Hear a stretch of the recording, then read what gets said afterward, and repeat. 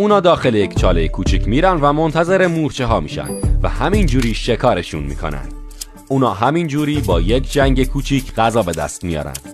البته اینجا شکارچی مورچه داشت شکست میخورد، اما در نهایت از هوش خودش استفاده کرد و مورچه رو با قابلیت خودش گیر انداخت.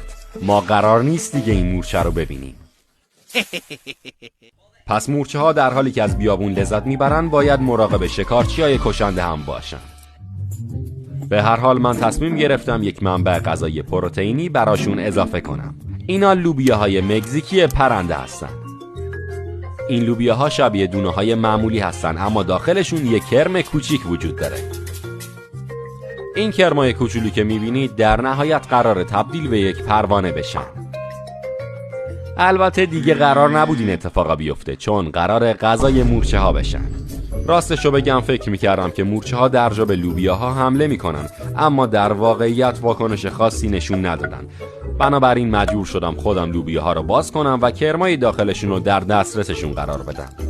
مورچه ها از پوست نرم کرما خوششون اومده بود و با آرواره های خودشون تیکه تیکش میکردن. البته اگه بخوام صادق باشم این صحنه یک کمی وحشیانه است. کلونی به سرعت شروع کرد به ذخیره کردن غذا. این ذخیره ها باعث میشه که ملکه شروع کنه به تخم‌گذاری بیشتر.